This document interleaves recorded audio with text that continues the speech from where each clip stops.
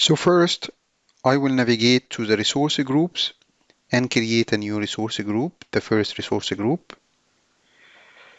Let's name the resource group RG demo mradwan, and then I will use the UK South. Create. Then refresh. Then we can see here our resource group. Let's access that. Then I will create the first virtual machine, which is Windows 10. I will select the first one and create this version 1909. Then here name the machine VM win demo mradwan, and the same location UK South. I prefer with the fast RAM, which is 16. And then here I will put the username mradwan. Here just put a strong password.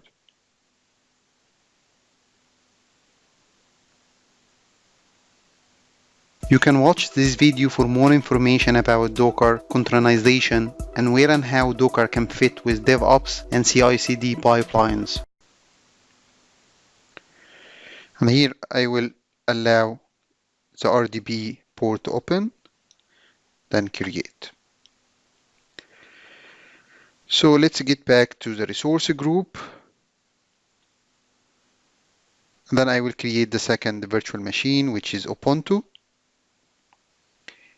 using the same name convention, VM Linux demo mradwan. This is the two virtual machine for the demo. The same location. I prefer fast RAM machine. I will use a password for the SSH. And then here put the password, the strong password. And confirm the password.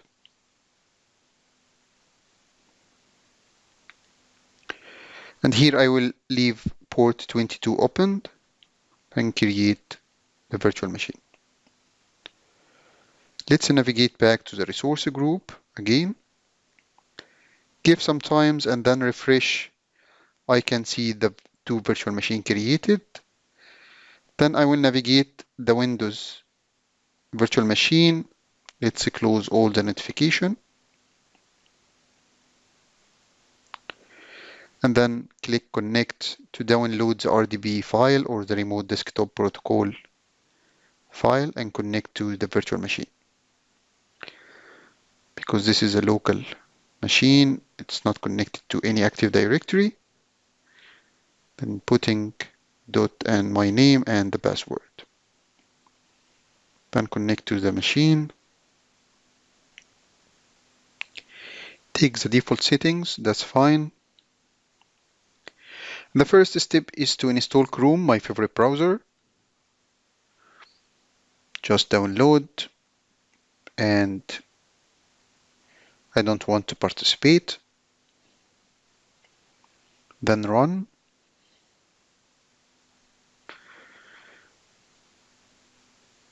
Just move this. Now Chrome installed. Let's search for Git for Windows. Navigate first to Git and then download the 64-bit. Once I download it, I will install Git. Just more info and run anyway, so I can trust. Just default installation.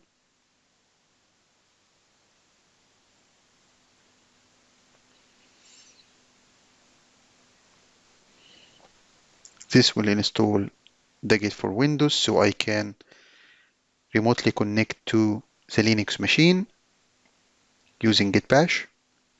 So now it's installed. So let's now bin that to the taskbar, git bash. Then I will run the git bash and change the font so it can be more clear. I will make it 12.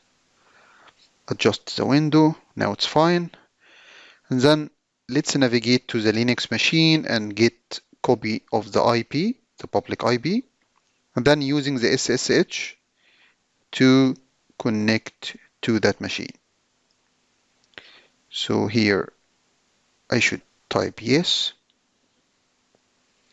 Then here I type the password. Now I'm connecting. And if I click get version, this is on the remote machine. So get installed on the Linux machine. So let's clear the screen. And then the first step is to install the update of the package management of the Linux. The apt-get is the package management for Linux, and the best practices is to first update the package management, which update all the URL for the resources for the package management, so I can install all the required application or packages on the machine. Of course, if I didn't update the package management resource, in many cases, this will cause a problem while I'm installing any software on the machine.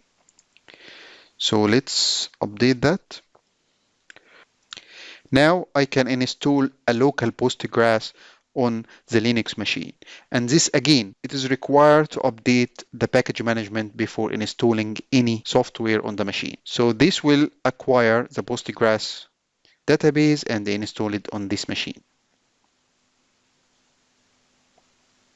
Just speeding up all of that. So this is not the actual time, of course.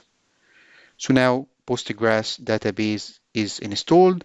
Then I will connect to the local Postgres database by running psql. Now we can see Postgres, and which means that this is connected. And if there is any error for the connection, this will display an error while I'm trying to connect. Let's quiet by type /q to quiet the Postgres. Then I will create a Postgres user that I will use to create the database. So this will create the Postgres user, and then I will grant permission for that user to be able to create database. To do that, first I need to connect to the Postgres database by running u-postgres psql. Now I am on the Postgres database, and then I will grant the permission for the created user. So as we can see, alter user mradwan created db. This is the role. So alter role, as we can see.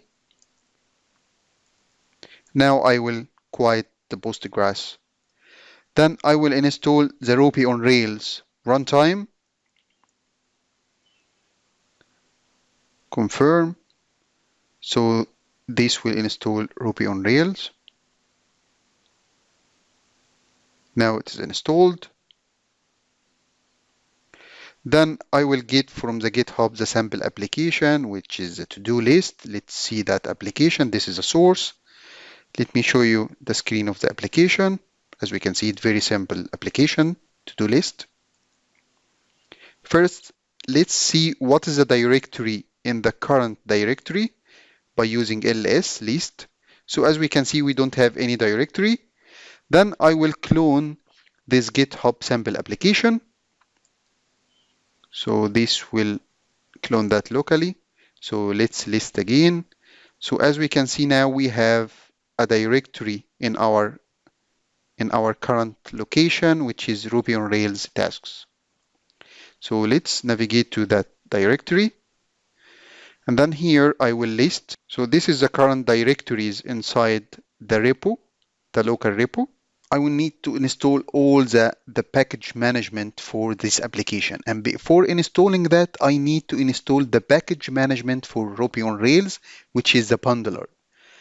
So here I will install the Ruby bundler, the package management for Ruby. Now I confirm.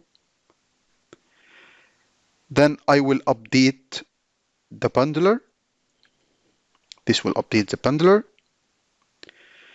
Now it's updated. And then I will install some libraries for the Ruby on Rails. Confirm that.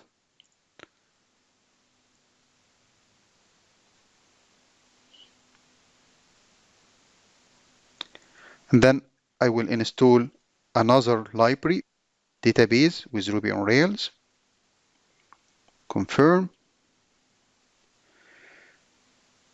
Another library. Now I am ready to run the bundle which restore all the package for the current Ruby on Rails application. So this will restore all the bundle. Let's see, restoring here. As we can see, this is all the third-party packages with this application. Now it's restored. Now let's navigate to see to the database folder and to the migrate folder. And as we can see here, this is the file for the created task database, which is define the schema of the Postgres database. Now we will run the Rails migration to create the table that the application needs by using rack-db create. This will create the table and then list here so we can see this is the same schema, and then run the migrate. So now the database is created. Let's get out, cd space 2 dot, then clear the screen. Now let's run the Ruby on Rails application on the local machine. So we will run that by using Rails server.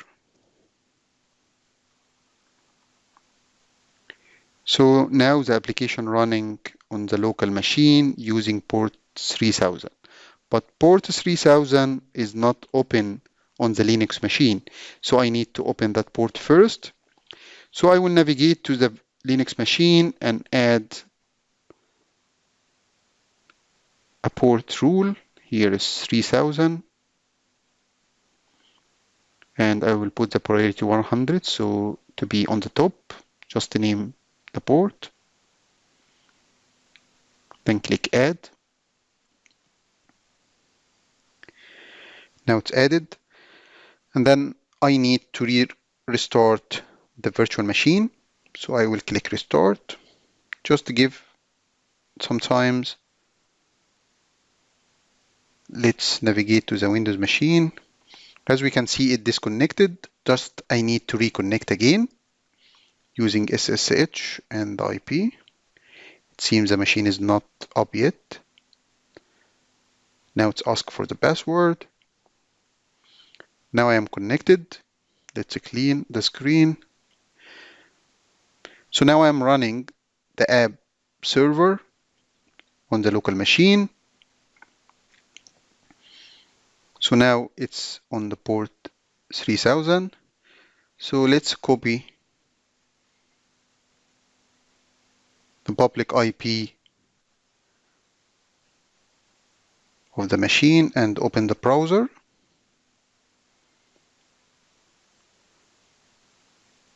Just put the IP with 3000 port to navigate to the application on the local Linux machine.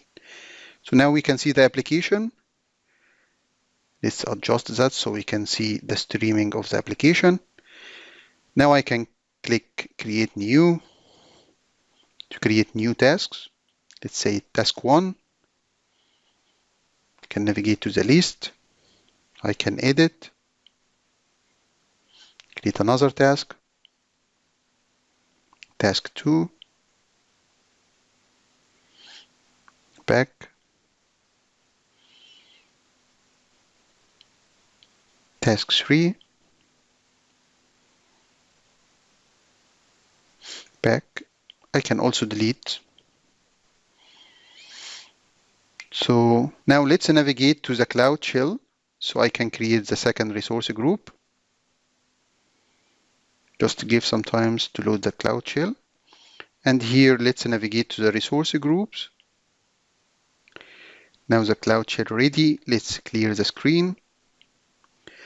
And then I will create here the second resource group. which will hold all the rest of the resources. Let's refresh here. Now we can see this is the second resource group. And then I will create the Postgres server on Azure. And as we can see here, I will have a username and I will have a password that I will use them to connect to the Postgres on Azure from the Linux machine later. So this will take some time. Just get back to the resource group now and refresh. Let's have a refresh on the browser. So we can see the Postgres on Azure created. Let's navigate that. So if I go for the connection security, we can see that the firewall rules is turned off for Azure resources. So I can of course turn it on from here, but I prefer the command because part of the command that I can do that as a part of the pipeline later. So it's very important to use the command. So I will here put the rule for creating the firewall rule. And as we can see, all the IPs is 0, which means that allow Azure resources. This will take some time. Now, if I navigate back to here and just refresh here, we can see that it turned it on now. Then I will come back here and type Control-C to exit from the Ruby on Rails, the web server. Then here, you can watch this video for more information about Kubernetes cluster, how to deploy Docker image to Azure Kubernetes service, and how to configure CI/CD pipelines for an end-to-end development and deployment scenario. Connect to the Postgres on Azure. As we can see, just psql, and here I will use the username and the server name. When it's prompted, I will type the password. So here, prompt me for the password. I enter the password, and now I'm connected to the Postgres on Azure from the Linux machine. So the first step is to create a sample database. This is just the sample database that I will use from the application Ruby on Rails to connect to that sample database. So now the database created, and then I will create the username with the password. Now, and then grant this user privilege to create. Now it's granted. Then let's exit the Postgres and then listing all directories in the current directory. Then I will navigate to the config so I can navigate to the database.yaml file, which has the connection string to the database. Database.yaml. And then I will just go down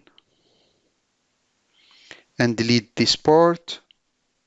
This is the old database, the local Postgres. And then just put this code, which will use the production environment variable, which has the name of the database. And then Control X to save. Let's double check that my changes are saved to this file. Yes, it's saved. Let's exit the file. Then I will start putting some environment variable, which will retrieved by the Ruby on Rails and which will be using the Postgres on Azure SQL Server. The first is the DB host using the name of the Postgres on Azure. The second is the name of the database. The third is the username, and the last one is the password. Now I will run the migrate Rails in the production.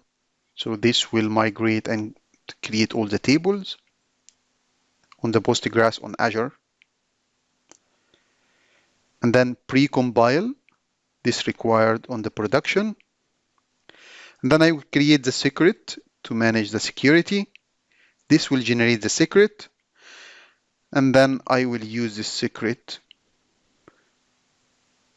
for setting the configuration. As we can see, this is the master key and putting the secret and also the secret key base. This is just an environment variable and using the same secret. So all of that is just setting some environment variables required by Ruby on Rails, and then I will use some of them in the connection string. This is to static files to true, so it can using the CSS and JavaScript file, and then running the app server. This will run Ruby on Rails on the local machine, web app on the local machine, but the database will be the production database on Azure Postgres. So this is the local machine. So if I refresh this, so this is still the local app server, the local web app server, but using the production or Postgres on Azure. This is why we don't have the data. So I can create new data.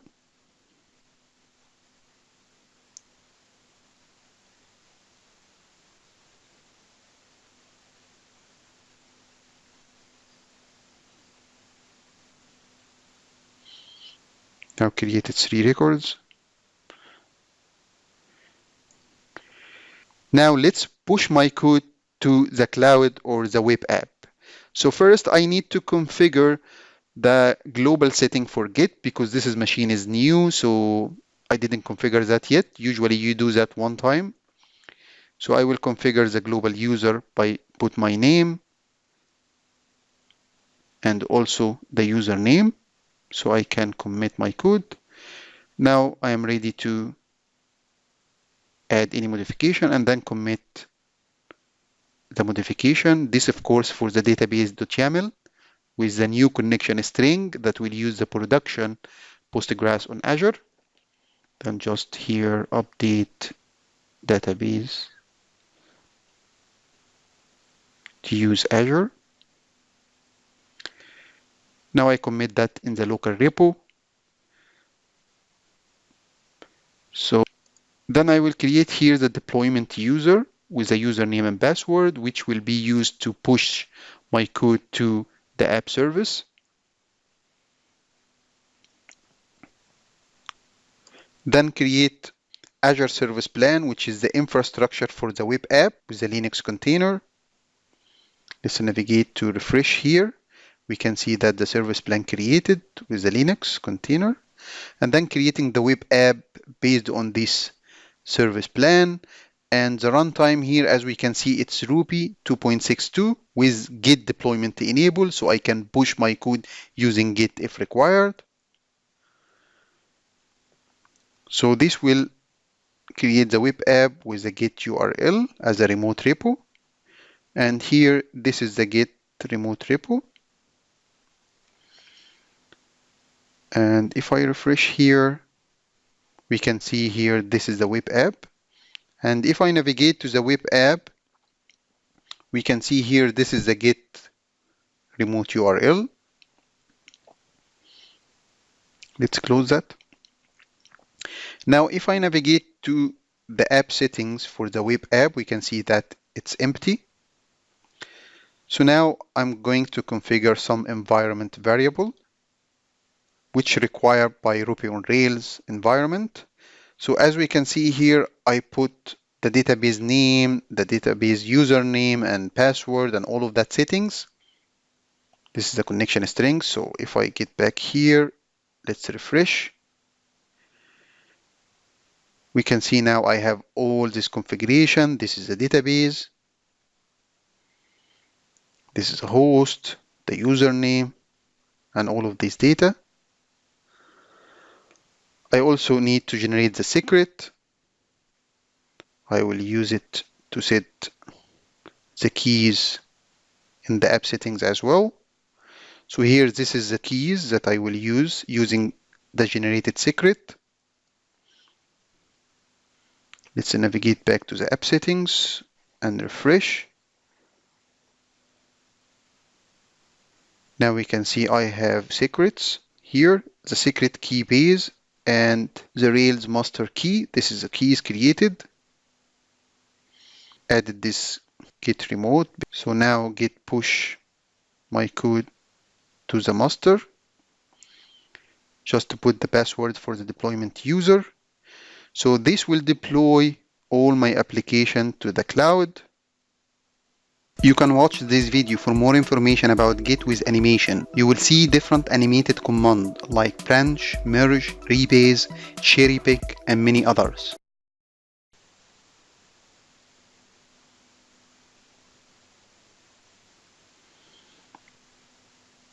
Restore all the packages, precompile. And now if I navigate here to the application and open the application, we can see that the application now is open from the web app on the Azure, on the cloud, and also the Postgres on Azure. So let's develop a new feature. So first, I will create a migration by adding a new column to the task table. The column is done, which is a Boolean type. Then I will just use the migrate to migrate that to the current database. Let's clear that. Then navigate to the controller. So I change the business logic. Here app, then cd controller, then list. So I have the task controller, nano, the editor. Then I here will add, because now the database has this column, which is the done.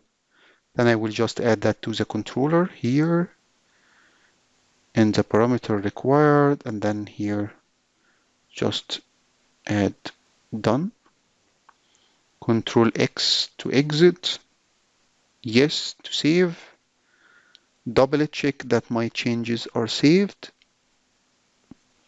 Yes, it's saved. Let's exit.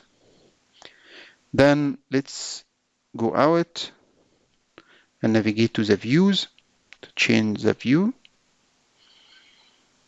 Then first I will open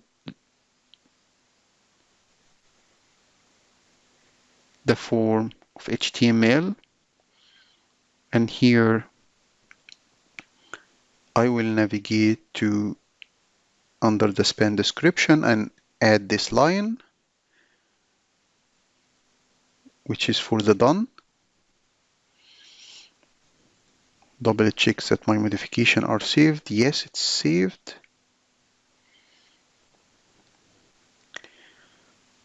Then I will open this file and add the done.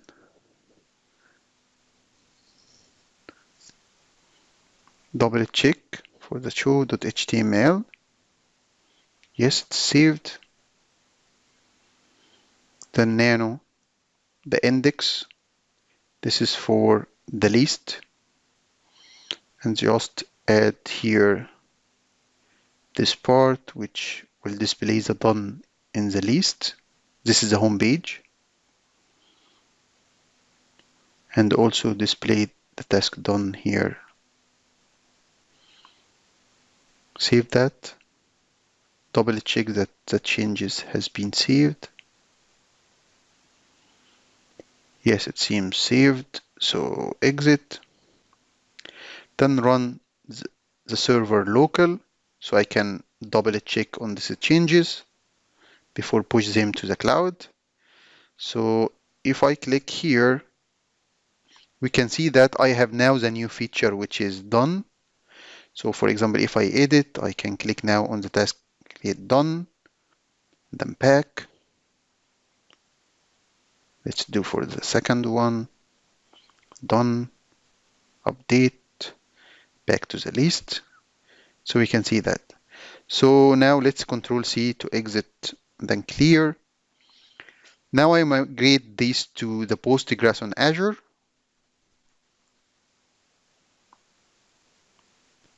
So this migration on the Postgres on Azure.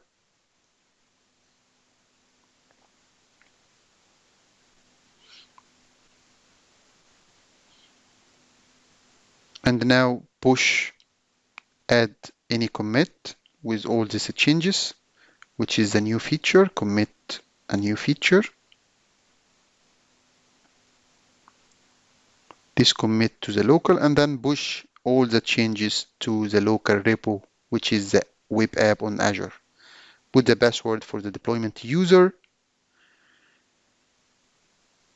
and this will push all the changes with the new feature to the web app on Azure.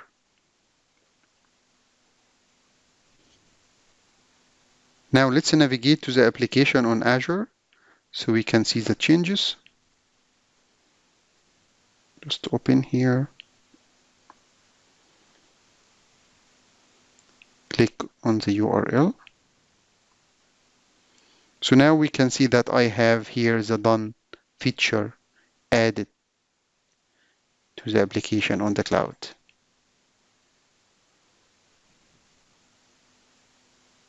I can create a new item.